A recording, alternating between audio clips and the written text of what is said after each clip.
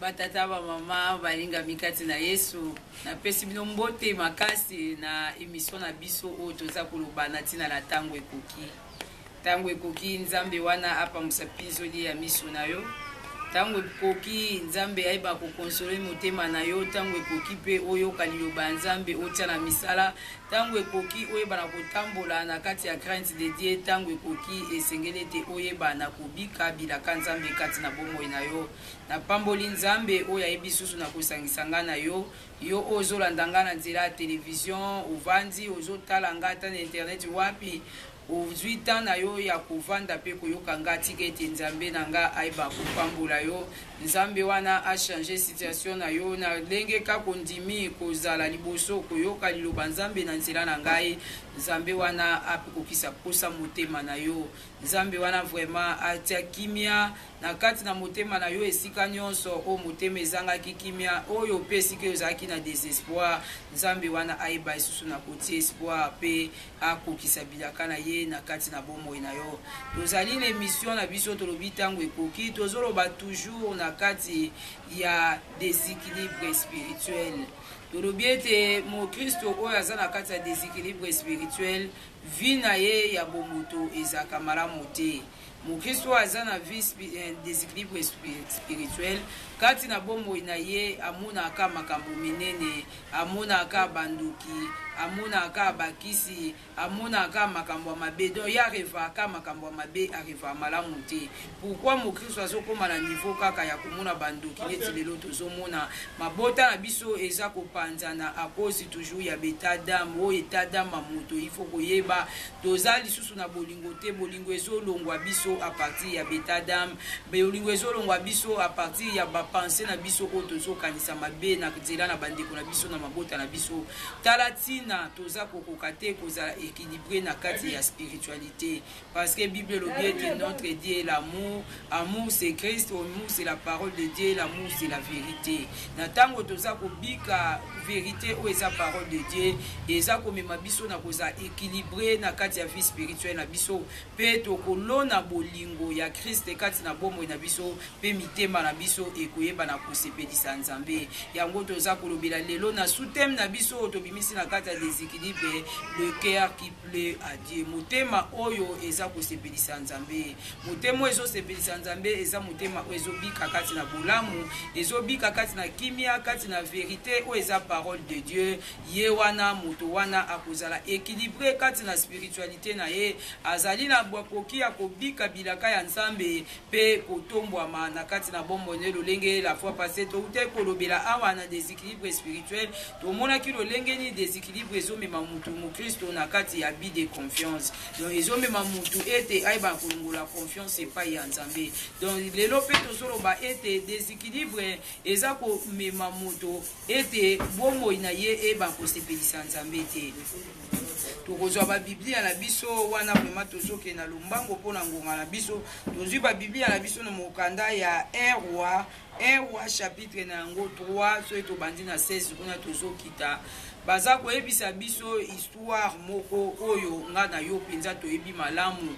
lolenge oyo toyebi yango malamu me lelo mpe tokoyeba kolobela yango lisusu lolenge oyo molimo na nzambe akoyeba na kosunga biso kolandisama na sous-thème oyo toyebi na kobimisa awa le cœur qui plaît à Dieu motema oyo eza kosepelisa nzambe motema oyo eza kolinga nzambe motema oyo eza kosepelisa nzambe nzambe aza kotala moto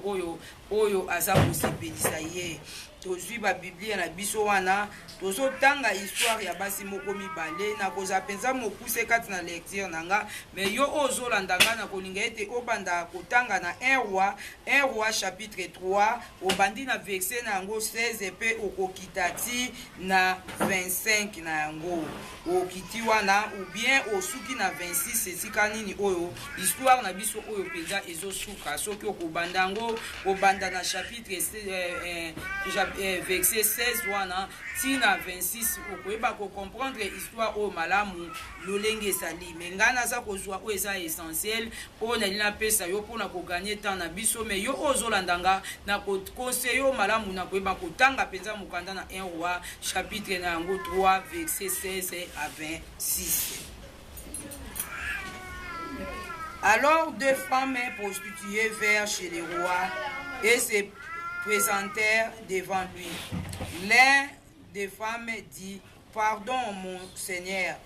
moi et cette femme, nous demeurions dans les mêmes maisons et j'ai accouché près d'elle dans la maison. 3 jours après, cette femme a aussi accouché. Nous habitons ensemble. Aucun étranger n'était avec nous dans la maison. Il n'y avait que nous deux. Bible lobi na biso ete basi o mibale baza kolobela biso ete bazaki basi ya ndumba ba prostituée. Tant baza koloba ete na femme prostituée, cela veut dire que mwasi ya ndumba. Balobi ete na kati na kindumba na bango eya kosala ete bazwaki zemi bango mibale. Lolenge babande kovanda ndako moko pe bayebaki na kozwa zemi. Meroko ebi na koyebisa biso awa eza ete na kati ya zemi na bango esalaki ete bango mibale bayeba na kobota. Bongo tango bayebaki na kobota bango mibale elongo, me Biblia elobi ete moko ayebaki na kolalela mwana na ye na butu. Lokola ayebaki kolala malamu te, azalaki na kati ya distraction, abande kolala pongi ya zoba. Bible elobi ete mwasi wana ayebaki na kolalela mwana ye, pe mwana ye ayebaki na kokufa. Bongo kaka na katikati ya butu wana akeya azwi mwana moninga na ye, ayebi na kozwa ye atie penepene na ye, azwi oyo ya kokufa atieli moninga na ye, ye azwi oyo ase na bomoi. Me likambo na biso awa ezali nini? Biblia elobi ete basi o mibale bazalaki basi ya ndumba. Baza koluka na vi na bango bazalaki toujours basi ya ndumba. Me bango mibale ya kokweya ke bazwi zemi. Zemi eza ba problème, ba difficulté oyo nga na yo tozokutana nango. Yango nde eza charge oyo fardeau oyo biso tozo charge oyo biso tozomema na se na moi oyo. Baobi ete bango mibale bazwaki bazemi. Me na temps na bango ya kobota, moko alaleli mwana na ye. Na kolalela alaleli mwana na ye, mwana ye ayebi na kokufa. Na nzela kokufa azwi mwana na ye na katikati ya butu, ake kopesa moninga azwi oyo abomo ye azwi. Bible elobi ete tango oyo wana mwana ya bomo ya azalaki, alamuki alobi ete esengeli na yeba na komelisa mwana ngai. Atala mwana boye amonaki ete mwana ane azali ya ye te. Deja bayebi na ko changer ye. Na tango a comprendre que ba changer ye mwana, ake atali mwana ya voisine ya moninga na ye, amoni ke voisine ya changer ki ye mwana. Ba bandi dissection Bible lobi suka na yango bakoma ki epai ya mokonzi. Wana nde esika mama likambo na biso ebi na kozala. Balobi na biso ete bayebi na kokende na ndako ya mokonzi. Babandi ko expliquer ba problème na bango. Moko alobi ete ngai na botaki mwana ngai. Me oyo mosusu pe abotaki me akwesi abungisi mwana na ye. Aye a changer nga mwana pesi nga kokufa. Babande ko discuter bango mibale liboso ya roi. Me loko nini roi alobaki yango nde ezali mateya na biso esika tozo vanda lelo. Motema oyo ezo sepelisa Nzambe eza motema oyo ezwaka solution. Moto oyo azana motema ezo sepelisa Nzambe eza motema oyo eyebaka na ko bénéficier ba promesse ya Nzambe. Moto azana motema oyo ezo sepelisa Nzambe, cela veut dire que kati na bomo ya moto wana limitation na vie na ye kozala te. Moto wana kotika jamais kozala esclave, moto wana ko hériter royaume des cieux, moto wana ko hériter ba bénédiction ya Nzambe, bilaka Nzambe ko kokisa kona bomo na ye parce que motema oyo yazana ngo eza ko sepelisa Nzambe. Yango nde ezali sutem na biso oyo tozolobela tolobi ete na kati ya vie ya moto po oyeba kozala équilibré na kati ya bomo na yo esengeli oyeba na kozala motema oyo ezosepelisa Nzambe. Tomoni histoire oyo na basi mibale. basi o mibale na kati na bango moto na moto baza kolakisa biso motema ya bato mibale oyo tozomona motema mwasi oyo ezaki ya mabe makasi ezaki na kati ya distraction azaki na kati esprit erreur oyo toute kolobela la fois passée tomonaki lolenge nini to différencia ki esprit ya vérité ou eza parole de Dieu na esprit erreur ou eza komemela biso na ba mauvais parole ou toza ko recevoir na kati na bombo na biso. Esprit erreur ezomema mutu toujours na kati ya destruction en vie na ye. Esprit erreur eza komema mutu toujours na kati na libungi. Mais esprit ya vérité ezomema moto na kati ya réussite ya vie na ye. Pe moto ayeba na ko atteindre objectif ya vie, pe moto ayeba na ko recevoir o ezali bilaka na ye likolo ina bombo na ye, ba promesse on nzamba yeba kana kolaka ye ayeba ko simba ngona maboko pe atatu la kombo na Yesu. Balobi ete basi o mibale bazaki esika moko. Balakisi biso différence entre basi oyo. O ezalaki ya malbe na kati ya mwasi oyo ya liboso. Batali biso lolenge nini motema na ye ezaki mabe. Ya liboso na nazali ko bika kati na erreur. Erreur na ye ememaki na kati na pongi alali pongi ya mabe tina niveau ete ayebi na koboma mwana na ye o ezali lipamboli. Bible lobi ete l'enfant c'est la bénédiction. Lolenge moko lelo eza na bato ebele basi balali pongi. Bato ebele basi bakoti esprit erreur. Esprit erreur wana ebandi kotambusa bomo ya bato. Et non pona koyeba na ko bepambola bomo ina bango. Non pona koyeba na ko tinda ete baiba ko hériter royaume des cieux, mais eza komema bana na nzambe na kati na libungi. Eza komema bango na kati ya kufa. Tomoni lolenge nini mwasi oyo à cause esprit erreur wa yeba ki na kosa kati na bomo na ye ayeba ki na koboma mwana na ye abomi mwana na ye meloko la kati na ye azaki na mbuma ya mabe azaki na parole ya mabe azaki na mauvais esprit azaki diable mobimba kati na ye azaki en personne eloko ni mwasi ana salaki ayeba ki na koluka ko changer mwana na ye motema mabe kotelaki ye alite komona mwana moninga en vie malgré ye moko nda sali erreur na ye ebi na koboma mwana na ye mais alobi ngape na komona oyo te ya ye na bomo ite esengeli biso bibale to zanga na Bible lobi na katikati ya butu mwana mwasi wa ye ko changer mwana ya moninga na ye a changer mwana moninga na ye na kati ya butu meloko nini oyo ebi na kosepelisanga. Même mwasi wana azaki pe na kati ya pongi ti lolenge bayebaki na ko changer ye atikalaki kati na pongi te yango wana liko yebisa yo moto zolanda ngai quel que soit état oyo ozali peut-être na kati na mateya oyo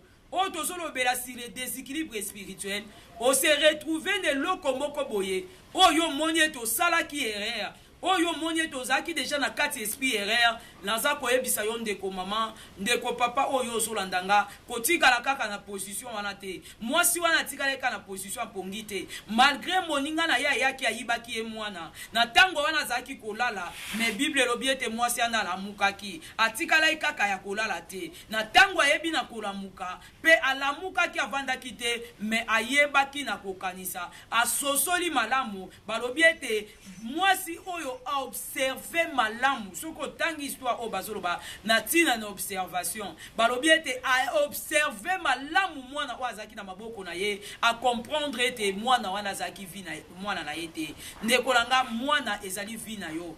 ezali très important pour na yo na sima na yo ko yo qualité ya oyo oyeba na ko observer bomo ino malamu soki vi oyo zo mene eza vi na yo ou bien déjà moto wana mabe image ya mwasi mosusu oyo abomaki déjà mwana na ye c'est l'image de diable parce que diable andima atikala na position na ye andima te ko bongola motema andima kaka azala moto oyo ayeba na ko sala concurrence na nzambe oyo biso tozobelela oyo akabolaka gloire na moto te. Cela veut dire que il est là, il est en train de combattre na kati ya échec. Donc andimi na ye abanda ko bunda me azane ka na échec mais moi si oyo alobaki kete ngai na ko kotikala na poste il faut la muka il faut observer malamu vi na ngai il faut observer malamu mwana oyo na lingi yo po bando observer malamu penza bomo ina yo Mwana mwasi wa yebi na Bible lobi a observer malamu mwana wana a comprendre que lobi oyo aza mwana ngai te. Pe aluka ki ko changer mwana wana aluka ki ko tika na mwana ko kufa te alobi oyo eza ngai te. Pe tango bande ko changer mwana wana eza ki facilité. Ndeko na ngala tango yo zo kende na ko luka oyeba na ko bongo la situation bomo na yo. Olongwa kati na vi oyo ezali ya oyo tozolo banatina na médiocrité oyeba kokota na excellence ya vie na yo ozwa penza obika kati na stabilité na yo ya vie ndeko langa diable akotiko pamba te diable atike mwasi opamba te ami na yo azaki ami azaki image ya diable atika ki ete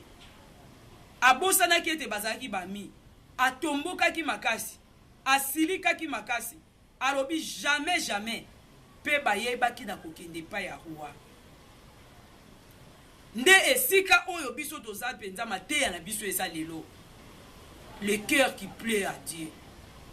moto aza na équilibre spirituel esengeli aza na motema oyo ezosepelisa nzambe aza na motema ya vengeance te aza na motema ya haine te aza na motema jalousie te aza na motema ya mabete likolo na bomo ya moto mais aza na motema malamu liboso ya bato moto aza na motema malamu aza moto azo sepelisa nzambe médiocrité kozwa ye te oyo nyonso ezali ya mabe ekoki kozala te likolo na bomo na ye à cause ke motema na ye ezoyeba kosepelisa nzambe moto wana akozala na équilibre spirituel. Cela veut dire que akobika na kati ya parole de Dieu.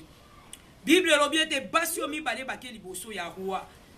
Bake kosamba liboso ya roi.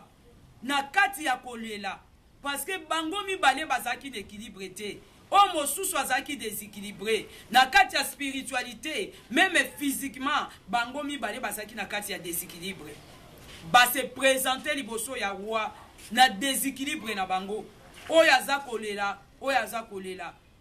Mais loko ni de salamaki o esepelisaki ngai na ebiete nazoza mokuse penza na journée ya lelo nazo compléter ka mateya na ngai na o moke na ebaki na koyebisa yo yango nde na lingi na compléter koyebisa yo ete esengeli motema na yo ebando sepelisa nzambe lelo ba chrétien belé bazoluka ko sepelisa bata mokili mais bazolinga te ko sepelisa nzambe mokili oyo eza pamba onyo tozomona kati na mokili oyo borgei ba makambo ebele o batu bazosala lelo baza ko sa batapage partout ezali pamba o eza malamu kati na bomo ya moto ezali ete moto aza en équilibre na nzambe na ye habite en esprit ya vérité et non esprit ya erreur. Parce que erreur eza komema bato toujours na kati ya kufa.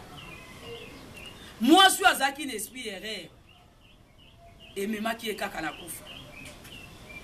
Mais oyo tango ayebaki na kososola ayebi na kobima na erreur alobi ngai fona kota na kati ya vérité vérité akotaki nango eyebaki na kopesa solution na kati ya ba problème na ye vérité bundelaki ye vérité ebotolelaki ye mwana vérité eyebaki na ko justifier ye pe vérité ememaki vie esika o kufa elinga kokota na kati ya libota na ye. Bible lobi ete mwasi oyo ba pusana ki liboso akwa bango mibale oyo alobi mwana nanga oyo alobi mwana nangai nasi histoire oyo ebi yango malamu nasi lolenge nazoloba oyo oyoka ngo yoka pe babeta yango o mosusu alobi mwana nanga o mosusu alobi mwana nanga roi alobi nini na kati so totali na 25 na 23 roi alobi le roi dit l'un dit c'est mon fils qui est vivant et c'est ton fils qui est mort. Et l'autre dit, nullement, c'est ton fils qui est mort, et c'est mon fils qui est vivant. Puis ajouta, apportez-moi une épée. On apporta une épée devant le roi. Et le roi dit, coupez en deux l'enfant qui vit et donnez-en la moitié à l'une et la moitié à l'autre. Bible lobi ete tango baso mibale bakomi na liboso ya roi ndesika o bakambu e bakina kokatana roi lobi na bango lobi ete boyelanga mbeli ayebisi basali lobi ete boyelanga mbeli mbeli wana boya na yango basali bayena mbeli liboso ya roi lobi ete bozwa mwana oyo lolenge bango mibale baso welela baza ko welela mwana toyebi te mwana ya kumukolo mwana zali nani bango mibale baza kolela bango mibale baza ko bimisa impression ya mawa ya liboso ya mwana wana mesikoyo to kata moto ya mwana to pesa moko ndambu moko pe ndambu na kati na bango mibale moto oyo aza na motema ya mabe moto aza salie mbuma ya mabe moto aza na déséquilibre spirituel azaka na mawa te azaka na parole te parole ezopekisa koboma parole ezopekisa kotangisa makila lokola moto wana mwasi wana zaki na kasa déséquilibre cela veut dire que motema na ye zaki ya mabe ndekolanga moto azobika kati na déséquilibre spirituel akoza na motema malamu te parce que parole de Dieu ekozwa place jamais na kati ya motema ya moto oyo aza na kati ya déséquilibre spirituel moto oyo aza kobika na kati ya mabe na kufa azomema kufa na bomoi na ye akoki jamais kotosa liloba ya Nzambe Bible elobi ete tango roi lobi ndengo wana Bible lobi mwasi oyo azaki kolwa mwana lokola azaki na kati ya vérité vérité oyo eza parole de Dieu mwasi wana Bible lobi ete alelaki pe ayebisi roi alobi ete na kokoka te komona mwana oyo kokufa bantrai na ye ebande koningana akokaki te komona liwa ya mwana wana alobi malamu na monaka ye azala mvi bozwa mwana opesa ye oyo aza deja na semence ya kokufa alobi te toboma ye kaka bokata ye biso mibale tozanga motema ya mabe lelo bato bakomi motema mabe roi tali alobi o mama oyo aboti mwana akokoka te kosentir amona esika bazoboma mwana na ye moto aza kolo mwana ye bozwa mwana bopesa na moto aza mwana kolo mwana pe bazwaki mwana wana bazongisaki ndekolanga aeli koloba nini na kati ya bomoi na yo mo Kristo esengeli na yo po oyeba na kobika équilibre na kati ya vie na yo esengeli na yo motema na yo ebando sepelisa Nzambe ata monguna koti na bomoi na yo po ayeba na kobebisa vie na yo mais akobebisa yango te na niveau boma yo parce que motema oyo ya yo ekoyeba na ko défendre yo Bible lobete mwasi oyo azaki motema malamu adimaki ko pratiquer vérité oyo eza parole de Dieu aboyaki ko boma kati na bomoi na ye lokola ndimaki parole wana pe parole ebaki na ko sauver ye parole ezongiselaki bénédiction na ye o monguna yebaki na kobotola yango naza koyebisa yo mama yo papa oyo ozolanda ngai na kati ya vie na yo eloko oyo eza malamu kati na bomoi na yo eza kaka kobika kati na bolamu ya Nzambe eza kaka kobika kati na kosepelisa Nzambe eza kobika kati na parole de Dieu tango yo vandi na kati na liloba ya Nzambe mabe moko te ko demere kati na bomoi na yo kufa moko te ko ya efanda pezwa place sala misala likolo na libota na yo ata batelemisi yo kufa ata batelemisi yo maladie ata batelemisi yo ekomba ata batelemisi yo blocage mais soki kati na motema na yo oza kosepelisa Nzambe e kosepelisa Nzambe wana e komemona équilibre na vie na yo o nyonso pe tungisa kibomo na yo ata batiaki yo na kati ekomba ata yo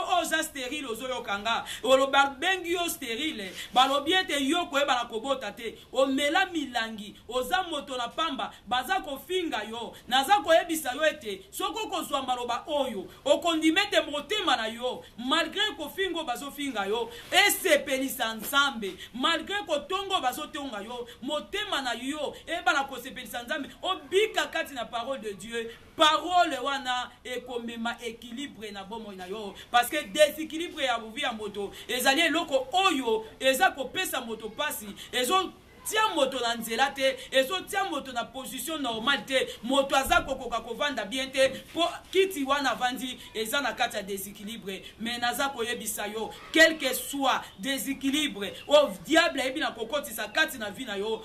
parole de Dieu ezali na nguya ya kozongisa équilibre kati na vi na yo. Parole de Dieu eza na nguya ya koyeba na kozwa bana oyo ya yo esika babomba ki pe memi, lipamboli na yo oyo bazu esika babomba ki pe memi yango, libala na yo esika babomba ki pe parole wana ebi na komema yango. Yango balobi ete motema moto oyo motema oyo ezo sepelisa nzambe ezali motema oyo evandi na kati équilibre. Équilibre, c'est la parole de Dieu, la parole de vérité, la parole vivante. Yangonde ezo pesa biso équilibré. Mais le lot ou te koloba la fois passée, et te peuple de Dieu lelo baza sous na posa parole o ezo pesa vite. Baza kolanda kaka maloba ya bato.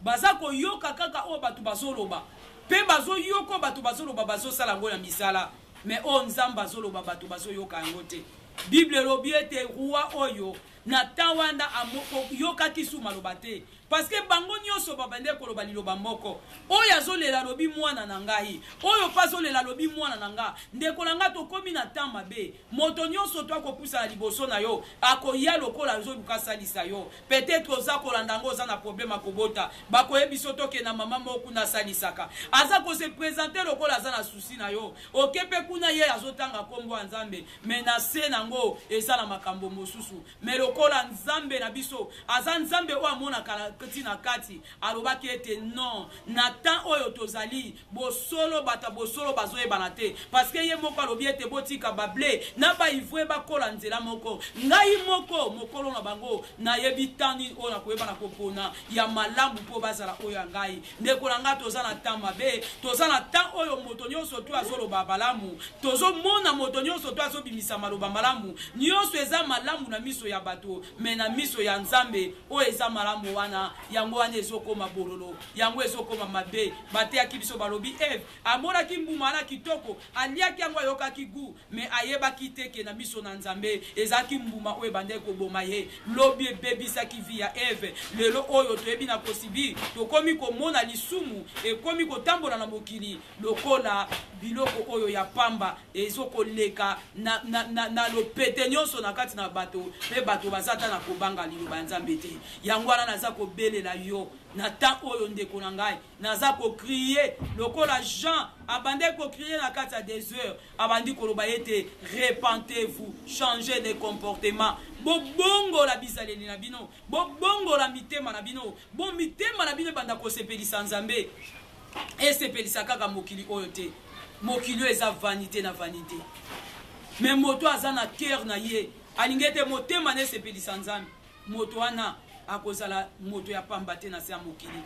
ye wana nde akobelela lolenga David abelelaki l'Éternel est mon berger je ne manquerai de rien yoko kozangelo kote pokolo aza mobikisi na yo soki motema no yokobanda ko adorer nzambe soki motema no yokobanda sepelisa nzambe epai na yo limitation ezali te yo okoyeba na kosimba balobaki osimba te okozwa o balobaki ozwa te okosala makambo balobaki osala te pe mokili oyo ekotatola nzambe na nzela na yo wa oyo ayebaki alobi ete basi o mibale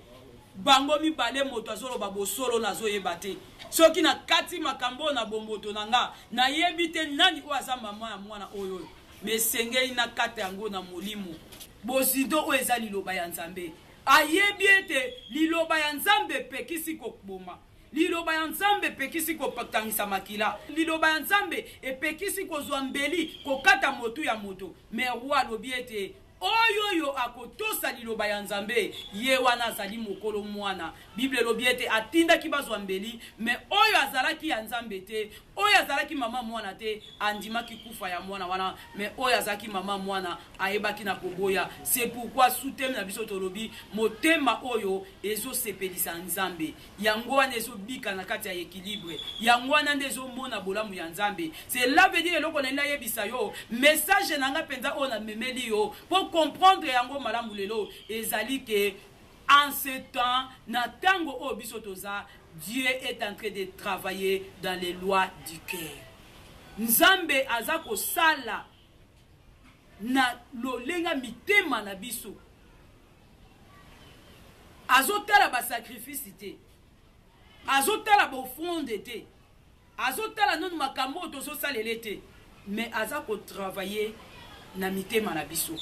motema na yo nde kobondelo bonheur motema na yo nde kobondelo puissance motema na yo nde kobondelo onction motema na yo nde kobondelo nyonso to ozolika na kati na mokili yango ye moko ayebaki na temps oyo eza temps basacrifice te alobi na biso alobi cherchez d'abord premièrement le royaume des cieux luka nanu ya liboso bokonzi ya likolo tozo lukango na kati ya vérité ou eza parole de Dieu parce que vérité wana yango ekobongisa mitema na biso emema mitema na biso na kosepelisa nzambe po ete toyeba na koherite ba bien nyonso tu na kati na mokili oyo eloko na linga koyebisa yo ezali ete roi wana ayebaki na kosala jugement oyo na kati ya babien te na kati ya foule te na kati ya baloba na bango te mais ayebaki na kosala jugement na ye na nzela ya motema nzambe na yo azosala jugement na temps oyo toza na motema na yo makambo oyo ozosala yango ekojuge yo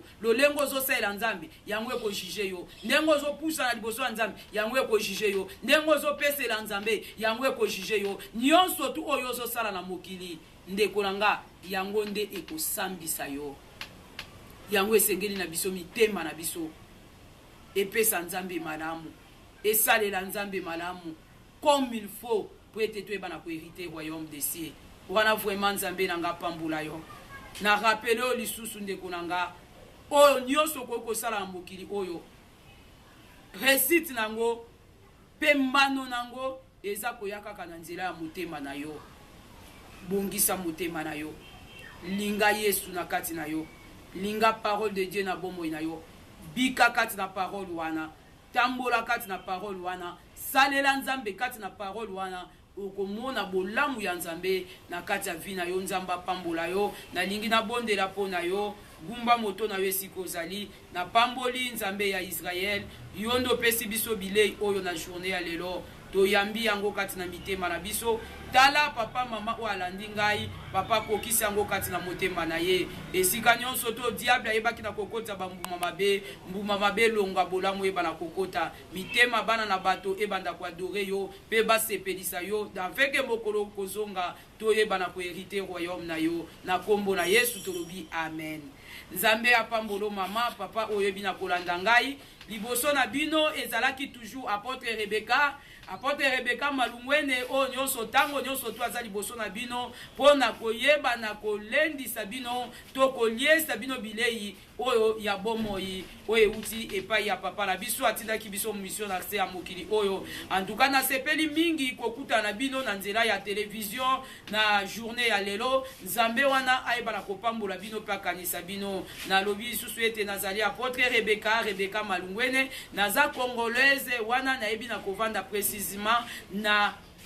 ville ya Kinshasa na Congo bongo église o naza kokamba ezali Colline Sainte Nouvelle Alliance ezwami na masina Petro Congo wana nde ezali esika oyo naza koyeba na koevre soki poza na pose ete to solola na yo na nzela na telefone na nzela na matoya oyo ebi na koyoka tuti motema na yo oza na posa libondeli to explication bientôt partager na part ya Nzambe numéro na ngai ezali yango oyo ba kozwa yango 090 17 84 905 090 17 84 905 wana vraiment soki okobenga okoyeba kozwa apôtre Rebecca ye moko tokoyeba na kosolola tokopartage pe kombo na Yesu ekokuma Nzambe apambola yo.